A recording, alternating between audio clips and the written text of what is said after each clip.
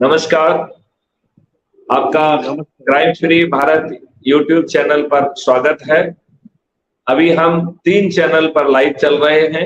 एक फेसबुक पर crime free Bharat और मैथिली शरण गुप्ता, ये 2 यूट्यूब चैनल पर हम लाइव चल रहे हैं। हमारे साथ इस्माइल बाटलीवाला जुड़े हुए हैं। मेरे ख्याल से वो है किसी परिचय के मोहताज नहीं है। एक बहुत ही अच्छे विचार रखने वाले, राष्ट्रीयता से ओतप्रोत व्यक्ति हैं। मैं उन्हीं से निवेदन करता हूं कि अपना परिचय वो स्वयं दें। जी, धन्यवाद जी। मेरा नाम इस्माइल बाटलीवाला है और हम उत्तर प्रदेश के जिला सिद्धार्थनगर डुमरियागंज के पैदाइशी हैं, लेकिन मुंबई में सेटल हैं। यहाँ हमारा कारोबार है गारमेंट का और कुछ सामाजिक चिंतन करते रहते हैं और जो कुछ हमें समझता है, जो तजुर्बे में हमारे आया है, वो हम अपने सोशल मीडिया के जरिए लिखकर या यूट्यूब पर लोगों को बताते रहते हैं। यही हमारा एक छोटा सा परिचय है जी। इसको बंद करो। बहुत सुंदर। बाटलीवाला जी, मैं आपको थोड़ा सा अपराध मुक्त भारत के बारे में ब्रीफ करूंगा। वैसे तो मुझे अनुमान है कि आपको काफी कुछ इस बारे में आइडिया होगा। तो क्राइम फ्री भारत एक मिशन है और इसमें अपराध मुक्त, भ्रष्टाचार मुक्त भारत को जमीन पर उतारने का एक पूरा सा मॉडल है ये। इस मॉडल के तहत बिना थाने जाए आपकी एफआईआर दर्ज होना संभव होगी। यदि कोई झूठी एफआईआर दर्ज करेगा तो वो जेल में सड़ेगा। इसकी दूसरी सर्टेनिटी के तहत 15 दिन के अंदर ऐसे अकाट साक्ष्य इकट्ठे किए जा सकेंगे जो आज की पुलिस सोचने की वो नहीं रखती है। ऐसे अकाट साक्ष्य इकट्ठे भी किए जा सकेंगे और 12 घंटे से लेकर 15 दिन के अंदर चालान पेश किया जा सके। इसका जो थर्ड सर्टेनिटी है वो है सर्टेनिटी ऑफ जस्टिस।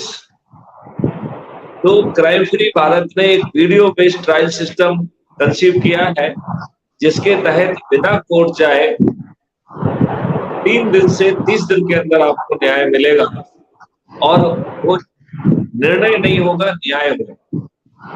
जी जी। निर्णय और न्याय में बड़ा फर्क होता है। अभी हमको जजमेंट मिलता है, वो भी 30, 35, 40 साल में मिल जाए तो बहुत बड़ी बात है। उस समय हमें न्याय मिले और इसमें 2 तरीके की अपील रखी गई है। एक अपील है जजमेंट और दूसरी अपील है। थोड़ा सा आप माइक्रोफोन ऑफ कर लें, आपके एंड पे थोड़ी सी आवाज आ रही है। आपको सामने आपको माइक दिख रहा है, उसको जब ऑफ कर दें तो आपकी आवाज कम हो जाएगी। जब आप बोलना चाहें उस समय आप माइक ऑन। राइट। तो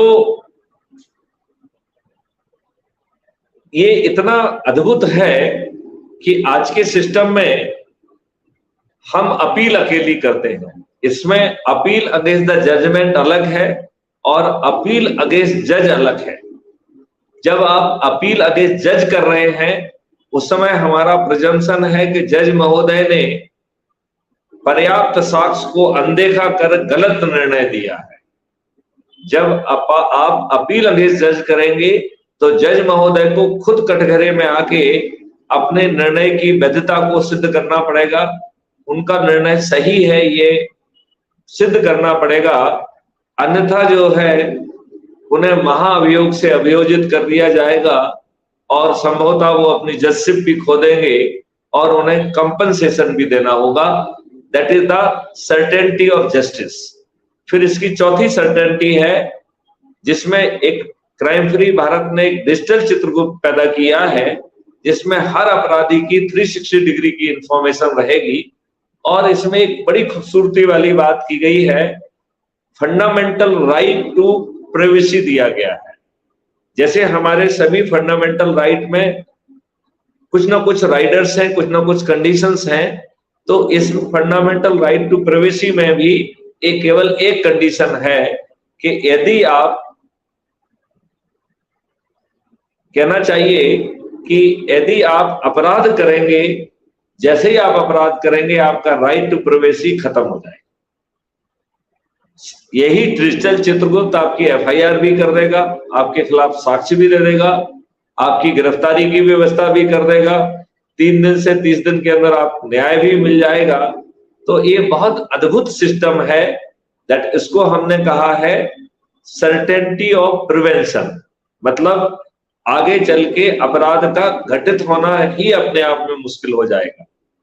और इसकी फिर 5वीं सर्टेनिटी है कि यदि अपराधी का पेट खाली होगा तो वो पेट के लिए यदि जेल जाना श्रेयस्कर समझेगा तो ऐसे अपराध को कोई नहीं रोक पाएगा।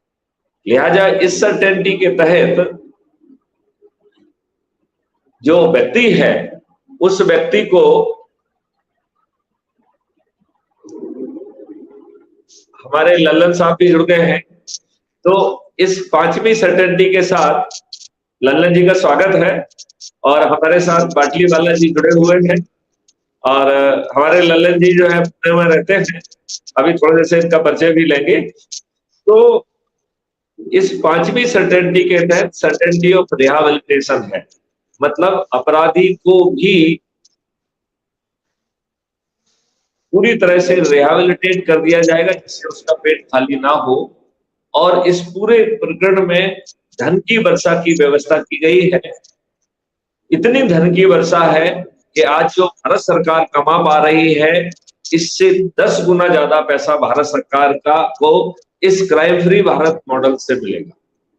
इसी तरीके से एक और मॉडल है जिसको हम कहते हैं पेपर करेंसी फ्री भारत, मतलब आगे चल के पेपर करेंसी नहीं होगी, आपके हर ट्रांजैक्शन डिजिटल ट्रांजैक्शन होंगे और साइबर क्राइम फ्री भारत भी होगा।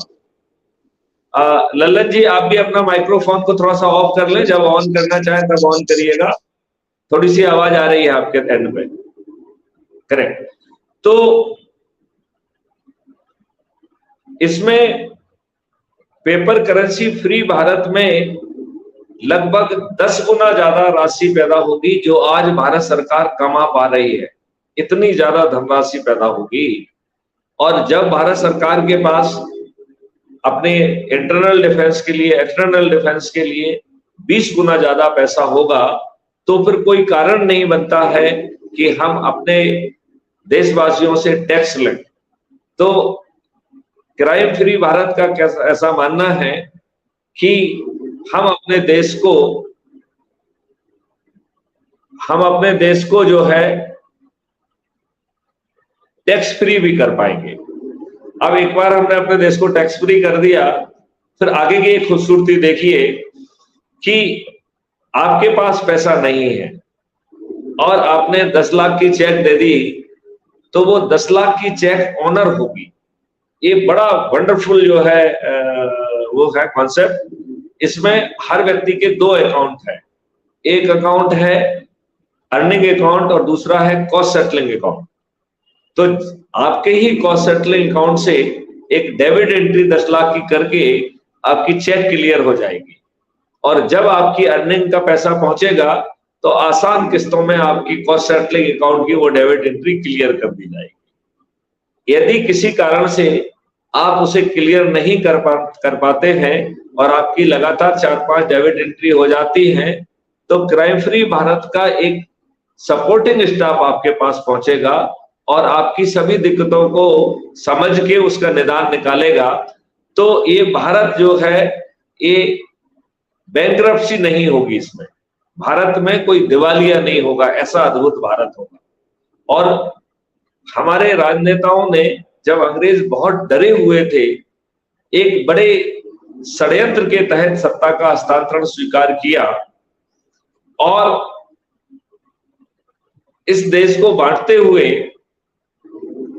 हमारे ऊपर अंग्रेजों को वही नियम कानून प्रशासनिक और जुडिशियल व्यवस्था थोप दी है जो 1857 की क्रांति को दबाने के लिए अंग्रेजों ने बनाई थी।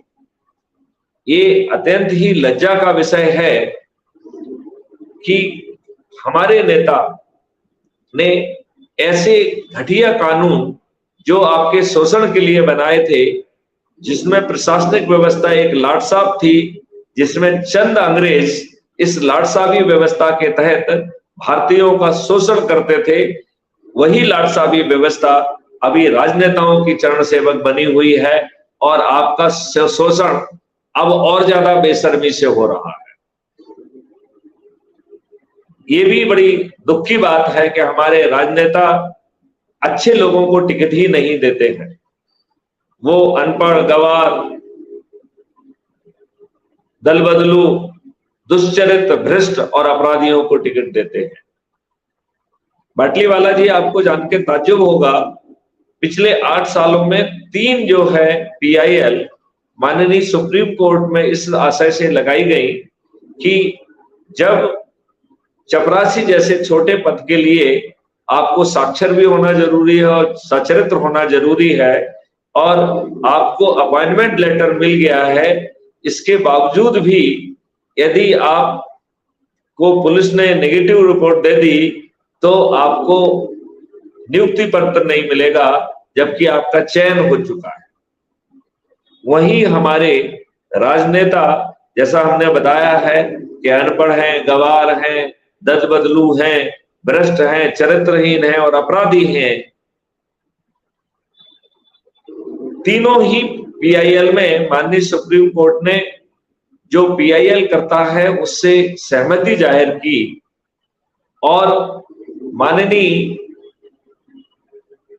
कोर्ट से जो है का जो निवेदन है, उन्होंने कहा कि हम भी पार्लियामेंट से निवेदन करते हैं कि पीपल्स रिप्रेजेंटेटिव एक्ट में एक लाइन जोड़ दी जाए कि आपराधिक चरित्र के लोगों को टिकट नहीं मिलेगा।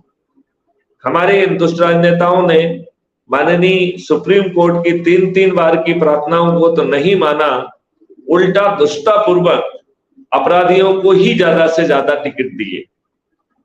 आपको जान के ताज्जुब होगा कि जो हमारी 2019 से 2024 की पार्लियामेंट है, उसमें 44% मेंबर ऑफ पार्लियामेंट आपराधिक रिकॉर्ड के हैं।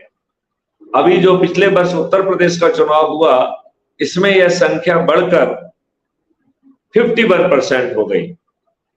उत्तर प्रदेश की विधानसभा में 403 सदस्य हैं, जिसमें 205 आपराधिक रिकॉर्ड के हैं। अभी इस वर्ष जो कर्नाटका के चुनाव हुए हैं, इसमें यह संख्या बढ़कर 55% हो गई है।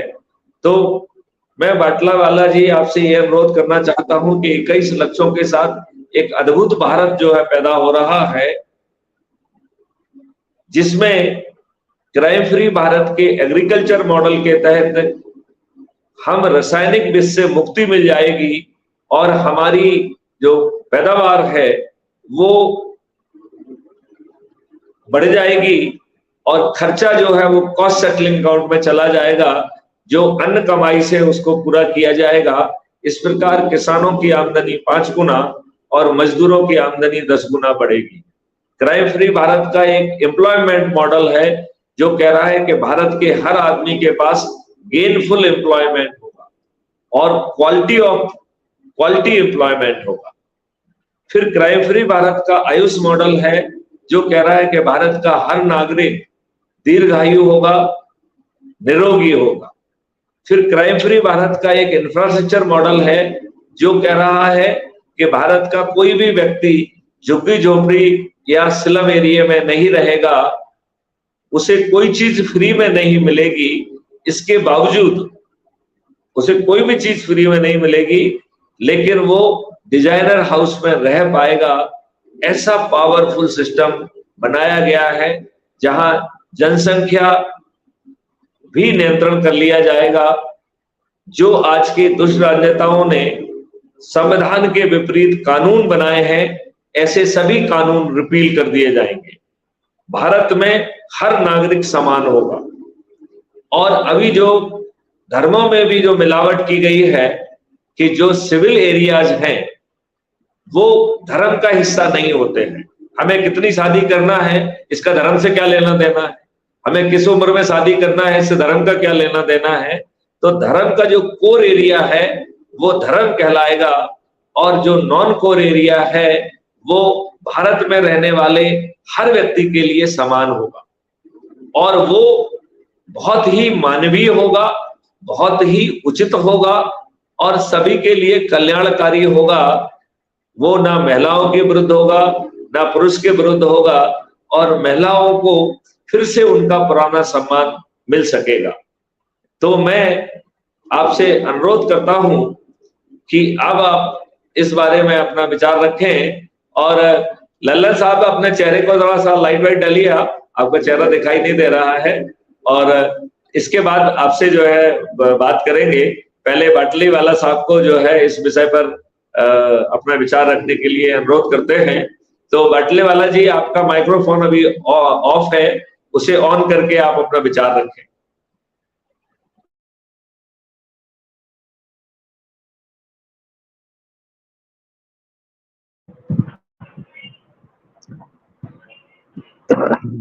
एक बात मैं और निवेदन करना चाहता हूं कि आज का विषय ये है कि कैसे हम अपने से बाहर निकल के कैसे अपराध मुक्त भारत में जुड़कर जो महापरिवर्तन है उसे कैसे जमीन पे उतारें, ये इसका मुख्य विषय है।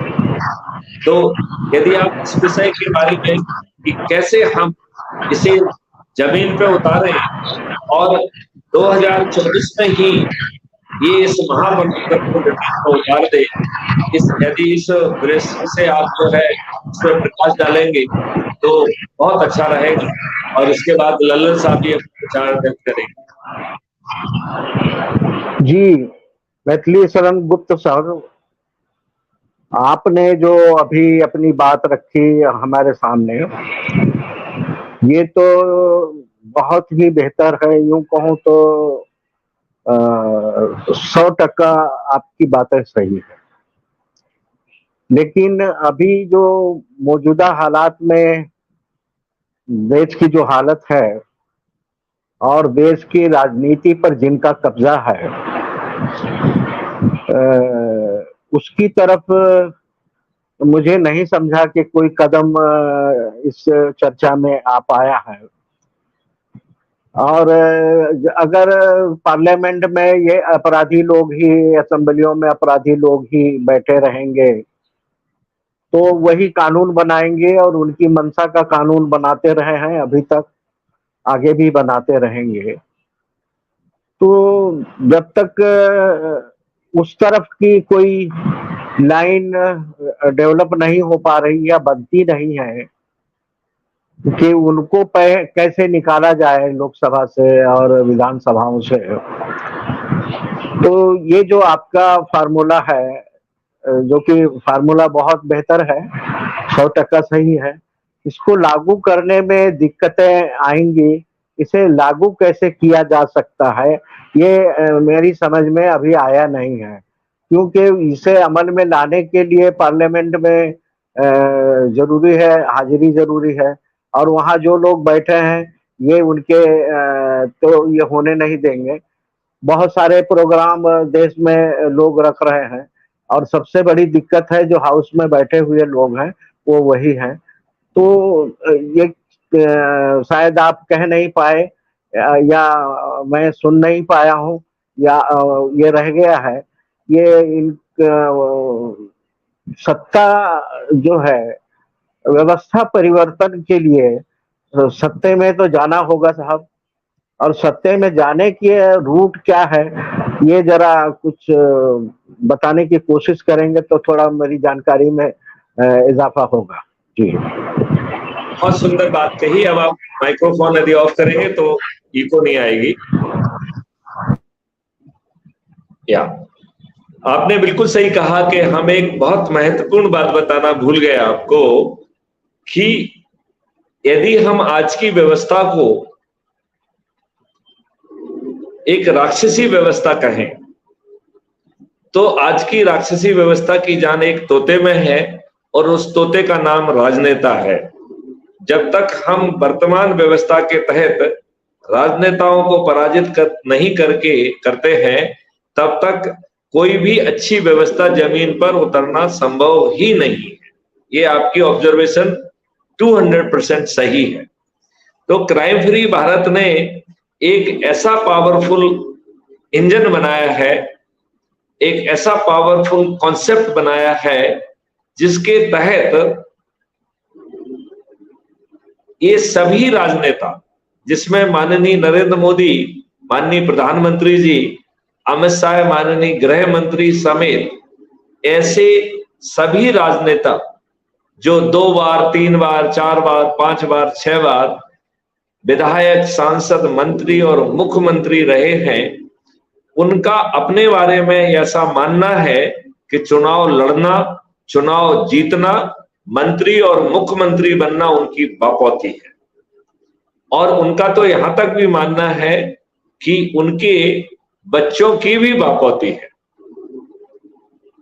क्राइम फ्री भारत का ये अद्भुत मॉडल, जो कि ये कह रहा है कि ये सभी बापौती वाले लोग ना केवल हारेंगे, बल्कि मतदान के पहले ये अपनी हार स्वीकार करने के लिए बेबस होंगे, इतना पावरफुल मॉडल है।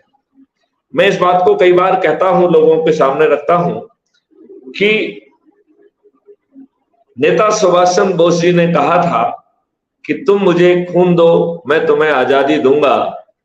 क्राइम फ्री भारत का ये अद्भुत मॉडल अद्भुत बात कह रहा है।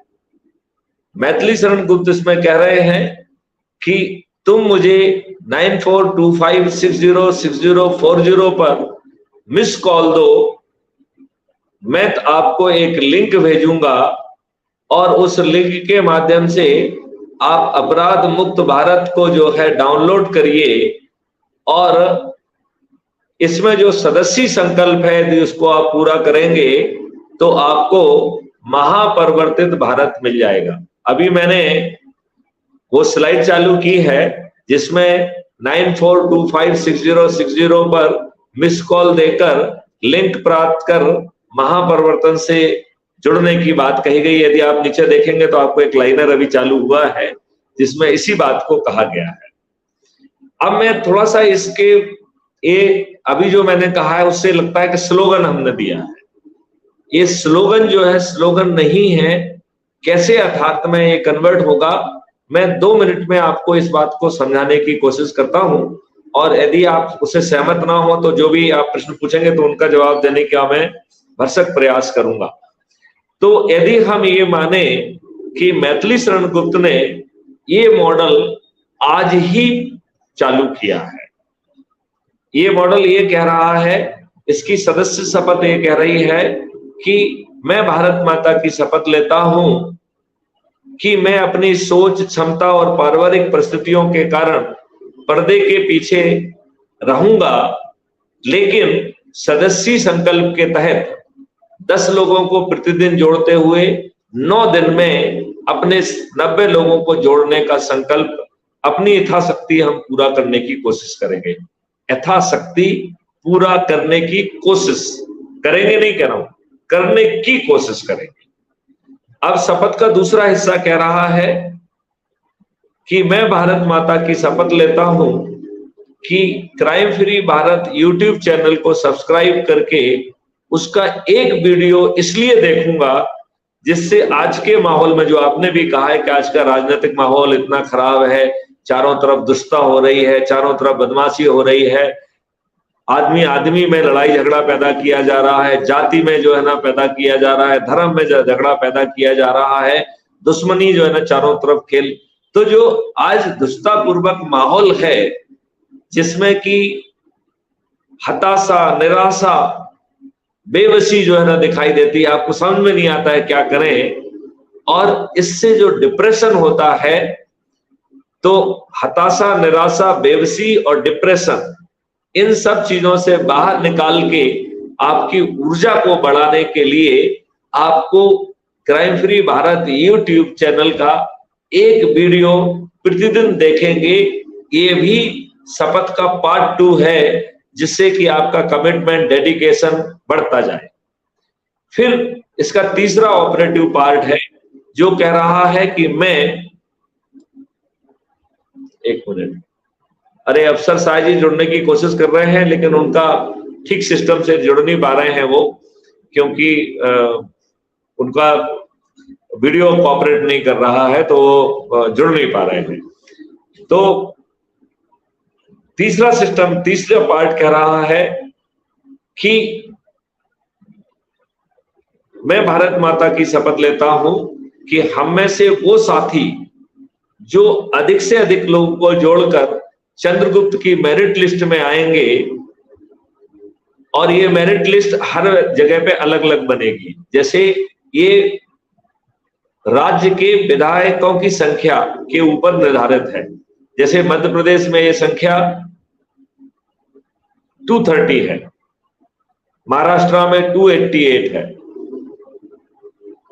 कर्नाटका में 244 है, आपके राजस्थान में 200 है, छत्तीसगढ़ में 90 है।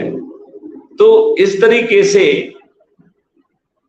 जो विधायकों की संख्या है उस मेरिट लिस्ट में उन विधायकों की संख्या के अनुरूप जो है लोगों की एक मेरिट बनेगी। यदि हम मध्य प्रदेश की उससे कहें तो 230 इसमें मेरिट लिस्ट में लोग होंगे, और क्राइम फ्री भारत का जो है प्रतिनिधि पहुंचेगा और उसे चंद्रगुप्त का सर्टिफिकेट देगा और साथ में विधायक का टिकट भी देगा। तो आप खूबसूरती देखिए उसकी कि वो जो है विधानसभा का उसे टिकट मिल गया और उसे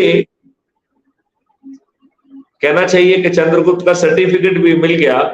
उसने विधानसभा का नामांकन भर दिया, उसने विधानसभा का नामांकन भर दिया, और ये सिस्टम उससे कह रहा है कि भाई साहब आप प्रत्याशी हैं, किसी को बताने की जरूरत नहीं है।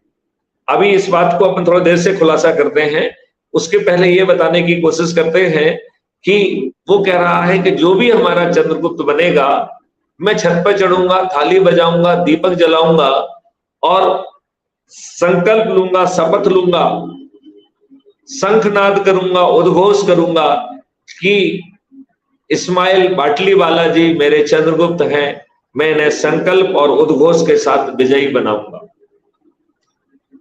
अब अपन मूल उस पे आते हैं कि जब देश के 80% मतदाता छत पे चढ़े होंगे और थाली बजा रहे होंगे, दीपक जला रहे होंगे, और इस बात का उद्घोष हो रहा होगा कि उनके क्षेत्र के जो भी चंद्रगुप्त घोषित हुए हैं उनको वो संकल्प के साथ विजयी बनाएंगे। अब थोड़ा सा उस पे आते हैं कि हम कह रहे थे कि आज ही अभियान चालू किया और हमने इस्माइल बाटलीवाला और 8 अन्य लोगों को इसमें जोड़ा, राइट। एक मिनट, लल्लन जी आ रहे हैं, अफसर साहब जुड़ नहीं पा रहे हैं। लल्लन जी तो जुड़ गए। चलिए, तो अभी मैंने आपको ये बताने की कोशिश की थी कि साहब यदि हमें 9 लोग जो है जो कि संकल्पित है, शपथकृत है, और मुझे मिला के 10 लोग हो गए, तो 1 + 9 आज शाम तक हम 10 हो जाएंगे कि नहीं हो जाएंगे? आप माइक्रोफोन ऑन करके फिर ऑफ कर लीजिएगा। जब आज हम 1 हैं और 9 लोगों को हमने संकल्पित और शपथकृत करके जोड़ा है, तो आज शाम तक हम 10 हो जाएंगे कि नहीं हो जाएंगे? और ये 10 लोग जो है संकल्पित भी हैं, शपथकृत भी हैं, तो ये दूसरे दिन 10-10 को जोड़ के 100, तीसरे दिन 1000, चौथे दिन 10,000, 5वें दिन 1 लाख, 6वें दिन 10 लाख, 7वें दिन 1 करोड़, 8वें दिन 10 करोड़ और 9वें दिन 100 करोड़ हो जाएंगे। तो मात्र 9 दिन में हम 100 करोड़ हो जाएंगे। बाटलीवाला जी, आप हमसे ये बात भी कर सकते हैं कि साहब आप इतने बड़े सीनियर ऑफिसर रहे हैं, 7 साल तक डीजी रहे हैं, इतने महत्वपूर्ण पदों पर रहे हैं और आपने वहां पे बहुत जबरदस्त काम भी किया है, ये क्या बच्चों वाली बातें कर रहे हैं? क्या लोगों को जोड़ना किसी मैथमेटिक्स से चलता है क्या? और आपका कहना ये वाजिबी भी है, लेकिन जब हम इसको उल्टे ढंग से आपको समझाएंगे तो आपको लगेगा नहीं नहीं ये तो बहुत आसान है। देखिए अब हम आपको इसी गणित को उल्टे ढंग से समझाते हैं। 9वें दिन 9 करोड़ लोग 10-10 लोगों को जोड़कर 90 करोड़ लोग जो है 9वें दिन जुड़ रहे हैं। 90 करोड़ लोग 9वें दिन जुड़ रहे हैं और 9वें दिन हमारा संकल्प भी पूरा हो जा रहा है। लिहाजा 100 में से 90 करोड़ लोगों को एक भी व्यक्ति को नहीं जोड़ना है, उसे खुद अपने आप को जोड़ लेना है। खुद अपने आप को जोड़ने से 99% काम पूरा हो रहा है। तो 90% काम पूरा हो रहा है। तो आप मुझे बताइए, क्या इतने महान 21 लक्ष्यों से, जिससे कि भारत के हर नागरिक का जीवन बदल जाएगा, वो समृद्ध हो जाएगा, उसकी जितनी भी आज की कठिनाइयां हैं वो दूर हो जाएंगी, प्रशासनिक व्यवस्था पारदर्शी, अकाउंटेबल, संवेदनशील हो जाएगी, ऊंचे ओहदों पर बैठे हुए लोग सही समय पर सही निर्णय लेंगे। यदि वो किसी कारण से सही समय पर सही निर्णय नहीं लेते हैं तो उन्हें लाखों की संख्या में अपनी जेब से हर्जाना देना होगा, जो उनकी औकात के बाहर होगा। तो इतने बड़े परिवर्तित भारत के लिए, जिसमें हमने काफी आपको पहले भी ब्रीफ किया था, क्या खुद को जोड़ लेना कठिन है? यदि हम खुद को जोड़ ले रहे हैं, इससे हमारा 90% काम हो जा रहा है। 100 करोड़ में से 90 करोड़ लोगों को एक भी व्यक्ति को नहीं जोड़ना है, खुद को जोड़ ले लेना है। क्या इससे सरल और कुछ हो सकता है? पहली बात। दूसरी बात है, 8वें दिन 9 करोड़ लोग जुड़ रहे हैं, जो 9वें दिन 10-10 लोगों को जोड़ के 90 करोड़ लोगों को जोड़ रहे हैं। तो इस मॉडल में 9 करोड़ लोगों को ही 10-10 लोगों को जोड़ना है, केवल 9 करोड़ को। और ये 9 करोड़ लोग यदि 10-10 लोगों को जोड़ लेते हैं तो 4-5-6 तो लोग हमारे घर के ही हो गए, एक आध पड़ोसी हो गया, एक आध रिश्तेदार हो गया, एक आध मित्र हो गया। तो मुझे नहीं लगता है कि ये बहुत कठिन है। अब इस मॉडल में शुरू से आते हैं। मैथिली शरण गुप्त के पास पूरे 9 दिन है और उन्हें प्रतिदिन 10 लोगों को जोड़ना है। इस प्रकार केवल इस मॉडल में केवल एक ही व्यक्ति को 90 लोगों को जोड़ना है, जिसने 12 से 90 से ज्यादा लोगों को आज के दिन में ऑलरेडी जोड़ लिया है। तो मुझे एक व्यक्ति को केवल 90 लोगों को जोड़ना था। अब बाटलीवाला जी, आप पहले दिन जुड़े हैं और आपके साथ 8 और लोग जुड़े हैं। ऐसे 9 लोग जो पहले दिन जुड़े हैं, उनके पास 8 दिन का समय बचा है और प्रतिदिन 10 लोगों के हिसाब से उन्हें 80 लोगों को जोड़ना है। तो केवल 9 लोगों को 8 दिन में 80 लोगों को जोड़ना है, वो भी केवल 9 लोगों को। अब दूसरे दिन 90 लोग जुड़ रहे हैं और उनके पास बच रहे हैं 7 दिन और उन्हें 10 लोगों को प्रतिदिन के हिसाब से 7 दिन में 70 लोगों को जोड़ना है। तो केवल 90 लोगों को ही 70 लोगों को जोड़ना है, 90, केवल 90। अब देखिए, तीसरे दिन 900 लोग जुड़ रहे हैं और दिन बच रहे हैं 6 और 10 प्रतिदिन के हिसाब से इन 900 लोगों को केवल 60-60 लोगों को जोड़ना है। अगले दिन चौथे दिन जुड़ रहे हैं 9000 लोग और दिन बच रहे हैं 5, तो 9000 लोगों को 50-50 लोगों को जोड़ना है। अगले दिन जुड़ रहे हैं 90,000 और दिन बच रहे हैं 4, तो 90,000 लोगों को 10 के मान से 4 दिन में 40 लोगों को जोड़ना है। अगले दिन जुड़ रहे हैं 9 लाख और दिन बच रहे हैं 3, तो 9 लाख लोगों को केवल 30-30 लोगों को जोड़ना है 10 के मान से। अगले दिन जुड़ रहे हैं 90 लाख और दिन बच रहे हैं 2, तो केवल 90 लाख लोगों को ही 20-20 लोगों को जोड़ना है। अगले दिन जुड़ रहे हैं 9 करोड़ और दिन बच रहा है 1, तो 9 करोड़ को ही 10-10 लोगों को जोड़ना है। अगले दिन जुड़ रहे हैं 90 करोड़ और उन्हें किसी को नहीं जोड़ना है। तो बाटलीवाला साहब और लल्लन साहब, मैं आपसे जानना चाहूंगा कि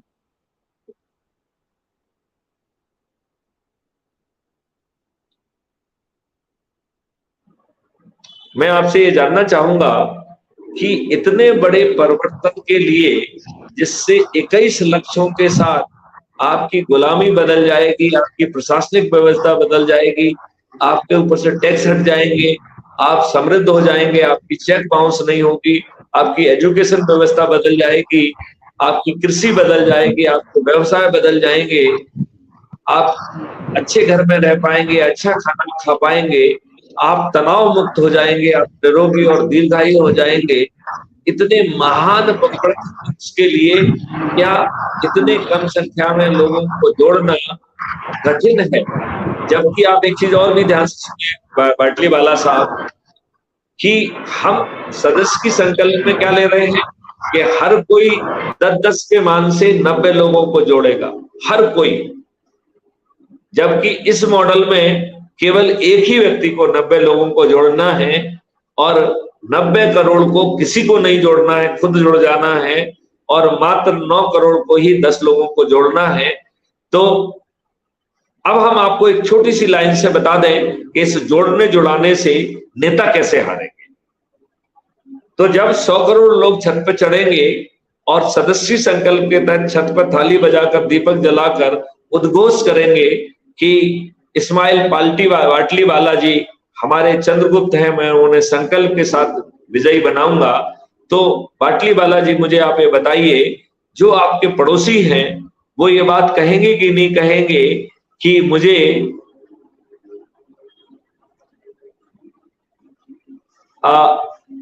अफसर साहब जी, अब आप कोशिश मत करिए क्योंकि आपका वीडियो सिस्टम आपको अलाउ नहीं कर रहा है।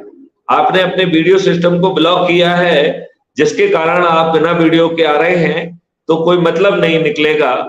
इसलिए जो है, या तो आप अपनी परमिशन को बदलिए, नहीं तो आप अंदर नहीं घुस पाएंगे, ये प्रॉब्लम रहेगी। अच्छा, अब आगे बढ़ते हैं। तो इतने जब आपके जो है 80% मतदाता छत पर चढ़ के थाली बजा रहे होंगे, दीपक जला रहे होंगे, तो आपके पड़ोसी ये जरूर पूछेंगे कि आप कर क्या रहे हैं। और जैसे विस्तार में मैंने आपको समझाया है, जब आप उनको समझाएंगे और वो आपके अपने आस पड़ोस के लोग होंगे, तो वो भी कहेंगे कि हाँ, ऐसा भारत तो हमें भी चाहिए। वो भी छत पे चढ़ जाएंगे, थाली बजाएंगे, दीपक जलाएंगे और उद्घोष करेंगे कि बाटलीवाला जी हमारे चंद्रगुप्त हैं, मैं उन्हें विजयी बनाऊंगा। आज जब कोई संगठित प्रयास नहीं है, तो आप रोज न्यूज़पेपर में पढ़ रहे हैं कि वहां ये लोग गए नेता, और गांव में नेताओं को घुसने नहीं दिया जा रहा है, उनको भगाया जा रहा है, उनको खदेड़ा जा रहा है। जब 80% से ज्यादा मतदाता, और बल्कि बाद में पड़ोसी भी देख के ऊपर चढ़ जाएगा, तो 90-95% जो है मतदाता जब छत पे चढ़ के अपने चंद्रगुप्त के नाम से सिंहनाद, शंखनाद और उद्घोष कर रहा होगा, तब इन राजनेताओं की अपने लिए वोट मांगने जाने की हिम्मत खत्म हो जाएगी। क्राइम फ्री भारत एक दूसरी बात भी कह रहा है कि इन दुष्ट राजनेताओं को तो पैसे बांटकर ही हर काम करना होता है। तो जब ये आपके पास जाएं और 500-500 रुपए दें और कहें कि साहब ये गाड़ी आई हुई है, चलिए हमारे नेताजी आए हैं उनको सुनने के लिए, तो हम अपने सदस्यों से कह रहा है कि आपको जाना है, आप गाड़ी में बैठिए, जाइए, उनकी तरफ से जो लंच डिनर की व्यवस्था की गई है उसका आनंद लीजिए, और जो ये भाषण में बोल रहे हैं उसे ध्यान से सुनिए, और जहां कहीं भी ये गलत बोले तो इनकी जोर से हुटिंग करिए। ये हुटिंग के डर से इन्हें आम सभा लेने में डर लगेगा। तो जब आप ये सेकंड पॉइंट है मेरा कि डर लगेगा कि नहीं लगेगा, फिर एक साथ आप सब जवाब दे दीजिए। और अब तीसरे पॉइंट पे जाते हैं। तो इन राजनेताओं ने सभी चैनल्स को अपना चरण सेवक बना लिया है। आज पेपर में वही छपता है जो ये राजनेता चाहते हैं, ये चैनल वही दिखाती हैं जो ये राजनेता चाहते हैं। सभी राजनीतिक पार्टियों ने सभी सोशल मीडिया पर भी कब्जा कर लिया है, और जो व्यक्ति अपने श्रम से आगे बढ़ जाता है, ये दुष्ट लोग जो है उसे अपने पेरोल पे ले आते हैं। तो इन्होंने सोशल मीडिया पर भी कब्जा कर लिया है। और इतनी चीजें वायरल कर रहे हैं कि जो सही चीजें हैं वो लोगों तक पहुंच नहीं पाती हैं, वो छिप जाती हैं। और हमारी दुष्टता देखिए कि एक बच्ची जो है ना वो आंख मारती है तो वो करोड़ों में वायरल हो जाता है। हम लोग अच्छी चीजें ना सुनना चाहते हैं, ना देखना चाहते हैं, ना करना चाहते हैं। ये दुर्भाग्य वाली बात है। लेकिन यहाँ हमारा कहना ये है कि इमरजेंसी के समय जब ऑल इंडिया रेडियो ने अपनी विश्वसनीयता खो दी थी, लोग बीबीसी सुनते थे, उसी प्रकार यदि इतनी बड़ी संख्या में ये चंद्रगुप्त थाली बजाकर दीपक जलाकर उद्घोष कर रहे होंगे और ये चैनल यदि नहीं दिखाएंगी तो लोग आप उसे देखना बंद कर देंगे। मजबूरी में इन चैनल को अपनी टीआरपी को मेंटेन करने के लिए उस उद्घोष के जो दिव्य सीन है उसका वीडियो रिकॉर्डिंग दिखाना ही होगा। और जब वो वीडियो रिकॉर्डिंग दिखाएंगे तो जो राजनेता वहां बैठे हुए हैं उनकी नजरें नीचे झुक जाएंगी और वो मतदान के पहले अपनी हार स्वीकार करेंगे। तो मैंने कोशिश किया है बाटली वाला जी कि मैं इस मॉडल को नटसेल में आपको समझाऊं जिससे आप ये समझ सकें कि हम थोड़े प्रयास से सिर्फ अपने से जुड़े लोगों को यदि हम उनको जोड़ लेते हैं तो निश्चित तौर पर ये मॉडल 9 दिन में महान परिवर्तन ला सकता है। अब मैं आपको सुनना चाहूंगा कि आपके इस पूरे मॉडल के बारे में क्या विचार है और आपकी क्या भूमिका रहेगी जिससे जो समुदाय आपसे जुड़ा हुआ है, जो लोग आपसे जुड़े हुए हैं, आपने इतने वर्षों की जो महान मेहनत की है उसको जो है आप देख पाएंगे, उसको कैसे जो है महाअभियान के हित में आप उपयोग में लाना चाहेंगे, इस बारे में जरूर जो है ना मेरा प्रस्तुत कराइए। और मेरे ख्याल से आप जवाब दें। इसके पहले लल्लन साहब भी एक आध चीज कोई पूछना चाहते हैं। अब लल्लन सिंह साहब सिर्फ प्रश्न पूछेंगे तो बाटली वाला जी से आप भी कुछ पूछना चाहते। अच्छा, पहले आप जवाब दें। ठीक ठीक। एक तो ये है चंद्रगुप्त सर्टिफिकेट तो समझ में आया, चंद्रगुप्त सर्टिफिकेट समझ में आया, लेकिन इलेक्शन के लिए टिकट कौन देगा, पार्टी है कोई, क्या है जी?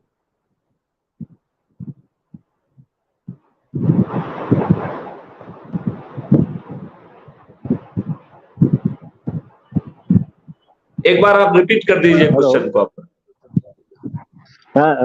मेरा सवाल यह है, मेरी आवाज आ रही है? दो बातें आपने अभी, हाँ आपकी आवाज आ रही है। हुआ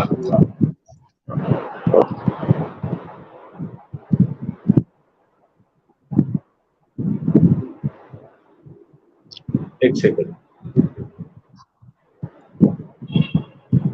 हाँ, एक बार अपने क्वेश्चन को आप रिपीट करिए जरा। मेरा सवाल यह है कि अभी दोबारा आपने जो सब विस्तार में बताने की कोशिश की उसमें दो बातें बताई कि चंद्रगुप्त सर्टिफिकेट दिया जाएगा और टिकट दिया जाएगा। तो सर्टिफिकेट तो समझ में आया कि आप दे सकते हैं, लेकिन टिकट कौन देगा, कैसे देगा? पार्टी है, कोई पॉलिटिकल पार्टी है क्या, या ये क्या है, ये नहीं समझ। क्राइम फ्री भारत ने अपनी एक पॉलिटिकल पार्टी बना ली है जो बैकग्राउंड में खड़ी हुई है और उस पॉलिटिकल पार्टी का कोई रोल नहीं है। उसका सिर्फ एक ही काम है, जो चंद्रगुप्त बन जाएगा उसको टिकट दे देंगे और फिर ये चंद्रगुप्त लगातार लोगों को जोड़ेंगे। तो जो बाद में मेरिट लिस्ट में आ जाएंगे नंबर 1 पे तो वो मुख्यमंत्री बन जाएगा राज्य स्तर पे, और राष्ट्रीय स्तर पे जो नंबर 1 पे आ जाएगा वो प्रधानमंत्री बन जाएगा। तो इस पॉलिटिकल पार्टी का कोई कंट्रोल नहीं है, ये आपकी मेहनत है। आप मेहनत करेंगे तो आप चंद्रगुप्त बन जाएंगे, आप मेहनत करेंगे तो आप नंबर 1 पे आ गए तो राष्ट्रीय स्तर पर आप प्रधानमंत्री बन जाएंगे और राज्य स्तर पर आप मुख्यमंत्री बन जाएंगे। यदि आप नंबर 2 और 3 पर आ गए, और ये सभी पोजीशन सिर्फ लोगों को जोड़ने का नंबर है, यदि आप दूसरी और तीसरी पोजीशन पे आ गए तो आप उप मुख्यमंत्री बन जाएंगे। यदि डिपेंडिंग अपॉन के कहां पे कितने मंत्री परमिटेड हैं, यदि आप उतनी की संख्या में आ गए तो आपका मंत्री बनना तय है। लिहाजा ये पॉलिटिकल जो पार्टी है, ये सिर्फ आज के परिदृश्य में आपको टिकट देके एक सिर्फ अवसर दे रही है। ना तो ये आपके लिए आम सभाएं करेगी, ना ये आपकी होर्डिंग लगाएगी, ना ये न्यूज़पेपर में कुछ देगी, ना ही आपके प्रचार में निकलेगी।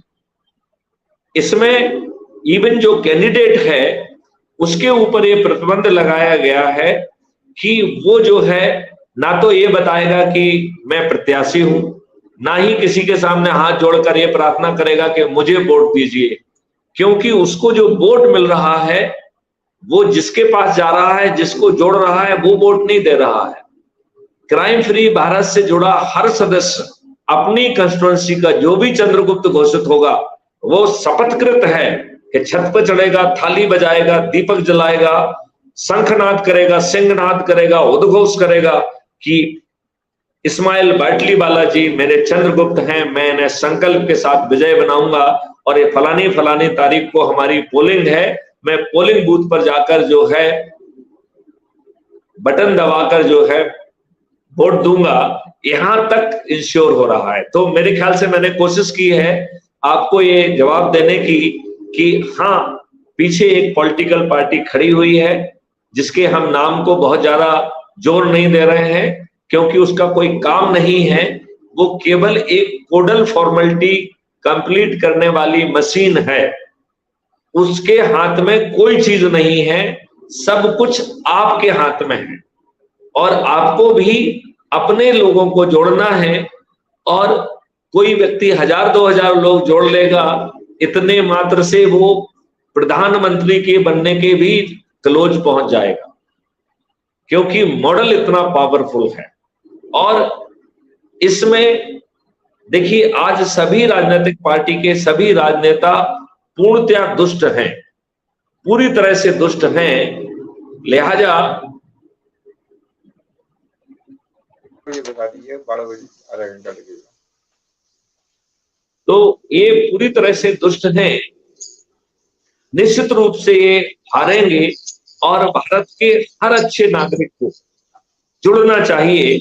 और मैं तो यहां तक कह रहा हूं कि यदि हम निष्क्रिय बने रहेंगे, यदि हम अपनी दुष्टता को नहीं त्यागेंगे, तो मुझे ये डर भी आजकल सताने लगा है कि कहीं महापरिवर्तन ये आकाशवाणी ना कर दे कि हे निष्क्रिय दुष्टों, मैं बहुत देर से आपका दरवाजा खटखटा रहा हूं, संभवतः अभी आपके पाप का घड़ा नहीं भरा है, आप स्वयं और आपके बच्चे आने वाले 50 और 100 साल तक इन्हीं दुष्ट राजनेताओं से जूते लाते खाएंगे, आप भी खाएंगे और आपके बच्चे खाएंगे। और ये महापरिवर्तन आपका दरवाजा खटखटा के भाग रहा है, छोड़ के जा रहा है। 100 साल बाद हम रिविजिट करेंगे, तब देखेंगे कि आपके साथ क्या करते। तो मुझे ये लग रहा है कि एक बड़ा ईश्वरीय और देवी अवसर है जिसे हमें नहीं खोना चाहिए, ये मेरा बहुत जोर से मान। अब मेरे ख्याल से मैंने अपनी सामर्थ्य के अनुसार इसे प्रकाशित करने की कोशिश की है, आपको बताने की कोशिश की है। यदि अभी भी आपको कुछ पहलू पे लगता है कि नहीं मैंने न्याय नहीं कर पाया है, तो आप सप्लीमेंट्री क्वेश्चन पूछेंगे तो मैं पहले उसको क्लियर करूंगा, क्योंकि एक बार जब तक आप क्लियर नहीं होंगे तब तक आप ये बात नहीं कह पाएंगे कि आप क्या करें। देखिए, मेरे सवाल जो थे उसका आपने जवाब दे दिया और मुझे समझ में आ गया है। और इतने टाइम से जो कुछ आपने मॉडल मेरे सामने जो आपने रखा है वो बेहतर है, इससे बेहतर मॉडल तो मुझे तो नजर नहीं आया है। बहरहाल ये इतना तो आज मैं यही कहूँगा। और फिर कभी हम लोग मिलते हैं रूबरू और फिर इस पर और भी कुछ जो हमारे भी कुछ सुझाव होंगे तो हम देना चाहेंगे। इसमें से जो आपने पार्टी की बात की कि पार्टी का कोई काम नहीं रहेगा, सिर्फ जो है वो एक ऑफिशियल एक फॉर्मेलिटी है कि भाई वो टिकट दे देगी, ये बेहतर तरीका है। और बेहतर तरीका इसलिए है कि पॉलिटिकल पार्टी से लोगों को जोड़ पाना बड़ा कठिन होता है, पॉलिटिकल पार्टी से जोड़ पाना बड़ा कठिन होता है, लेकिन इस संस्था के या इसे मुहिम कह लें या मिशन कह लें, मिशन से जोड़ना आसान होता है, पॉलिटिकल पार्टी से जोड़ना कठिन होता है। अब जो मटेरियल आप इस मिशन के तहत बनाएंगे, जो कुछ बन रहा है, मुझे तो आइडिया नहीं है, जो कुछ बन रहा है, और उसको राजनीतिक बैनर से उसको चुनकर हाउस में भेजेंगे, ये मैं समझता हूँ ये दोनों पहलू बहुत ही निराला है, अच्छा है। रही बात हमारी आपकी मुलाकात होगी, कुछ इसमें और भी हम सुझाव देना चाहेंगे। जी धन्यवाद।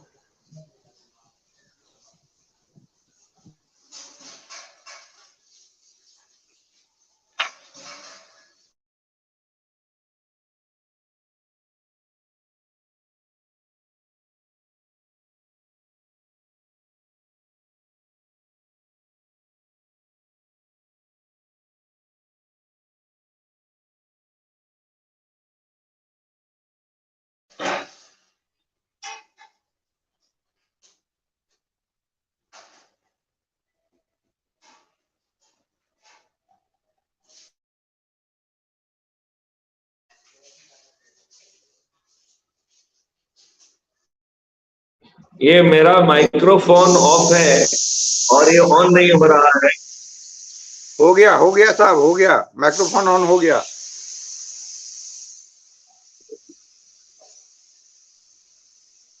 माइक्रोफोन ऑन हो गया साहब आपका। 1 मिनट, अभी हो गया। हाँ, अच्छा, आ गया।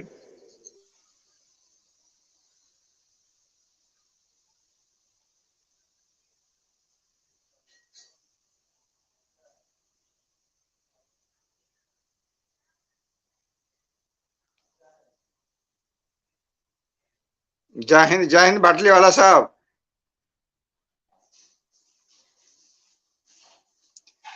आपकी आवाज नहीं आ रही है और अपने मैथिली शरण गुप्त साहब भी आ रहे हैं, इंटरनेट की वजह से आप डिस्टर्बेंस कहाँ है। से हैं? हाँ? आप कहाँ से हैं? हम बिहार मैं तो से मुंबई से हैं हूँ। और तत्काल मैं महाराष्ट्र में हूँ। महाराष्ट्र में कहाँ? नासिक। अच्छा, नासिक में। हम मुंबई में हैं। हाँ? हम मुंबई में हैं। अच्छा, हाँ, मुंबई में है। मुंबई में आप हैं, बहुत नजदीक हैं। हमारे अफसर साहब भी मुंबई में ही है। तत्काल वो गोवा में कुछ काम में प्रोजेक्ट में लगे हैं। 2-4 दिन के बाद मुंबई आएंगे जी। तो फिर आपसे मिलेंगे, इस सिस्टम पे चर्चा होगी और बहुत कुछ नया होने वाला है। जी जी जी जी। उससे मिलेंगे और जरूरत पड़ी तो हम भी नासिक से मुंबई आएंगे सिस्टम को प्रमोट करने के लिए। अभी 5-7 दिन के बाद ये अफसर साहब भी जुड़ना चाह रहे थे, नहीं जुड़ पाए किसी कारणवश, नेट एरर की वजह से। तो 5-7 दिन के अंदर वो फिर मुंबई से गोवा से मुंबई आ रहे हैं। आएंगे तो फिर कुछ नया प्रोजेक्ट डालेंगे। वो क्राइम फ्री भारत वो आपके गांव के नजदीक के ही रहने वाले हैं। और कहाँ के? अब वो उन्होंने बताया तो मुझे याद नहीं है, लेकिन वो आपके जो उत्तर प्रदेश का गांव है उसके पास के ही रहने वाले हैं। और उनका जीवन भी आप जैसा ही रहा है। वो भी मदरसे में ही पढ़े हैं और वो मदरसे में 5 तक ही पढ़े। ये बात उन्होंने मुझे बताई। की बात कर रहे हैं साहब? जो आप अफसर साहब की बात कर रहे हैं ना साहब? हाँ, अफसर साहब की बात। अफसर साहब जो है वो उत्तर प्रदेश के गांव के रहने वाले के पास के, उन्होंने मुझे बताया था। और वो भी मदरसे में पढ़े हैं, तो 5वीं तक पढ़े हैं, ऐसा उन्होंने मुझे बताया था। तो वो आपके जीवन से बहुत मिलता जुलता उन्हें अपना जीवन लगा था। संभवतः जो आपका संघर्ष है उसका भी संघर्ष रहा है। आपसे वो की उम्र काफी कम है, तो वो आपसे भी आधी उम्र के हैं और मुंबई में ही रहते हैं। अच्छा, जो आप बात कह रहे थे, तो मैं ये कह रहा था, क्योंकि हमारा माइक ऑफ था तो आप सुन नहीं पा रहे थे।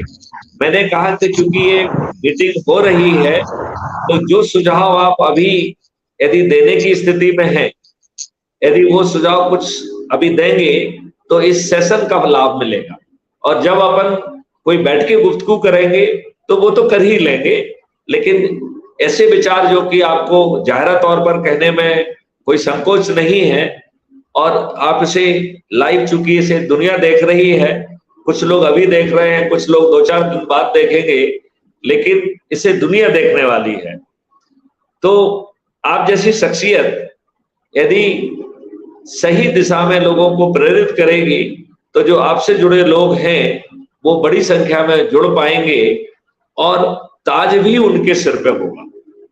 इसमें मेरा तो मानना यह है कि भारत के हर नागरिक को जुड़ना चाहिए, क्योंकि इसी में उसका कल्याण छिपा हुआ है। इन राजनेताओं ने तो दुष्टतापूर्वक अपने देशवासियों के ऊपर वही अंग्रेजों के गुलामों वाले कानून थोप के रखे हैं। क्राइम फ्री भारत का जो मॉडल है उसमें बहुत सारी बातें मैं जानबूझ के नहीं बताता हूं, लेकिन आपके लिए मैं बताता हूं कि जो अभी 3 डिवीजन है, कॉग्निटिबल ऑफेंस, नॉन कॉग्निटिबल ऑफेंस और तीसरा ऑफेंस है सिविल ऑफेंस। ये तीनों ऑफेंस की जो कैटेगरी एक हो जाएगी और तीनों कैटेगरी में अधिकतम 30 दिन में आपको न्याय मिलेगा। और इसमें जजेस की संख्या और वकील की संख्या बाधा नहीं बनेगी। और इसमें धन की वर्षा का प्रावधान किया गया है। इवन रिपोर्ट लिखाने वाले को 5,000 से लेके 1 करोड़ तक का जो रेवेन्यू मिलेगा। इवन जो पुलिस वाला विवेचना कर रहा है उसे भी 5,000 से लेके 1 करोड़ तक का रेवेन्यू मिलेगा। मतलब यदि उसने एक केस अच्छा कर दिया तो उसे 1 करोड़ रुपए मिलेगा, जो शायद उसकी जिंदगी भर की तनख्वाह के बराबर हो। इतनी धन की वर्षा, और इस धन की वर्षा में जितना हम धन बांट रहे हैं उससे 2 से मल्टीप्लाई करके अपराधी से वसूल होगा, और वो भी 3 दिन से 30 दिन के अंदर। एकदम अद्भुत मॉडल है ये। सामान्य तौर पर इसे ग्राह्य करना, समझना थोड़ा सा कठिन है, लेकिन अद्भुत कुछ नहीं है उसमें। ऐसी कोई बात नहीं कही जा रही है जो आम आदमी समझने की कोशिश करे और उसे समझ में ना आए। जी, आपके जरिए मैं लोगों को संदेश देना चाहता हूं जी कि मैथिली शरण सिंह गुप्त साहब जो प्रोग्राम चला रहे हैं, इनके 2 पार्ट हैं।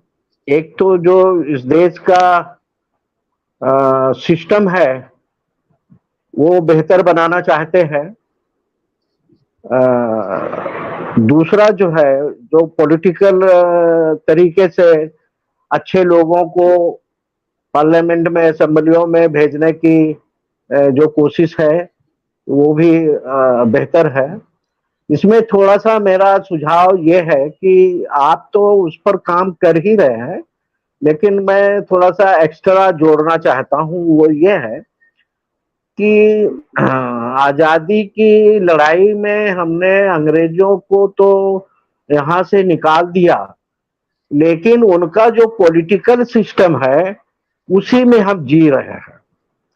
और सारी बीमारी का जो ये है जड़ है, ये मौजूदा पॉलिटिकल सिस्टम है जो उनका है। मैं उसे विदेशी पॉलिटिकल सिस्टम कहता हूं, और इसके सामने हमें स्वदेशी पॉलिटिकल सिस्टम लाने की जरूरत होगी, जो इस देश में अभी तक नहीं हो पाया है।